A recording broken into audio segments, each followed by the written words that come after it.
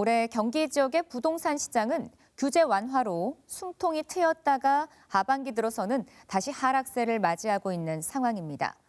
예측할 수 없었던 집값, 내년에는 어떻게 될까요? 박희분 기자가 정리했습니다.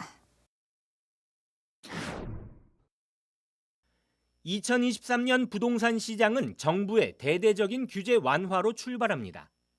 부동산발 경제 위기를 막기 위해 발표한 1.3 대책으로 주택시장이 전반적으로 회복하는 모습을 보였습니다. 이와 함께 수도권 아파트 분양권 전매 제한 기간을 최대 10년에서 3년으로 축소하고 분양가 상한제 주택에 적용되는 실거주 의무도 없앴습니다.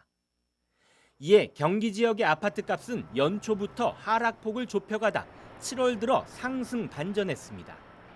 거래량도 회복해 올해 2분기에는 도내에서 2만 8천여 건의 매매가 성사되며 전국 매매 거래 시장의 4분의 1을 차지해 시장을 주도했습니다. 아파트값 상승세가 이어지며 수도권은 지난 9월 최고 가격이 전고점의 85% 수준까지 올랐습니다. 경기도에서 가장 눈에 띈 지역은 화성시 동탄 이신도시. GTX 개통을 앞둔 동탄역 앞에 위치한 아파트의 전용 면적 102제곱미터는 21억 원의 거래가 이루어지기도 했습니다. 불과 한 달 사이 1억 7천만 원이 급등하며 신고가를 경신한 겁니다. 무리한 집값 띄우기에 대한 우려의 목소리도 나왔습니다. 막상 개통되고 나면 미래 가치가 현재 가치로 전환되기 때문에 이 정도 큰 폭의 상승은 기대하기 어렵고 오히려 현실화되는 경기 일부 지역의 아파트값은 급등했지만 여전히 고금리 기조는 유지되고 있는 상황 속 시장에서는 또 다른 분위기가 감지됩니다. 경기를 비롯한 수도권 아파트값이 상승세로 완전히 돌아선 시점은 지난 10월. 하지만 곧바로 변화가 나타나기 시작하더니 11월부터는 상승세가 주춤하기 시작합니다.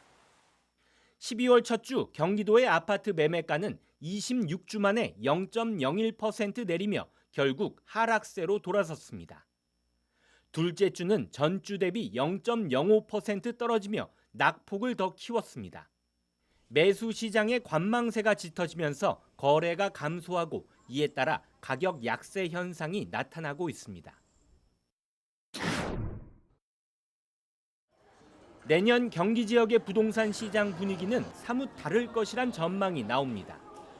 22대 총선을 4개월 앞둔 현재 정치권에서는 메가서울과 일기 신도시 특별법, 종부세 완화 등의 카드를 이미 예고했습니다. 하지만 고금리에 따른 기대심리 저하로 부동산 시장은 잠잠한 상황 속 반전 카드가 과연 통할지 의문입니다. 올해도 그랬듯 내년에도 집값의 키를 쥐고 있는 건 결국 금리입니다. 수요자들의 심리가 위축이 되어 있기 때문에 내년 주택 시장도 전반적으로 거래가 많지 않은 불황 장세 가능성이 높고요. 다만 하반기에 기준금리를 일부 인하할 가능성이 있기 때문에 시장 여건이 다소 나아지는 상저 하고 가능성은 다소 있어 보입니다.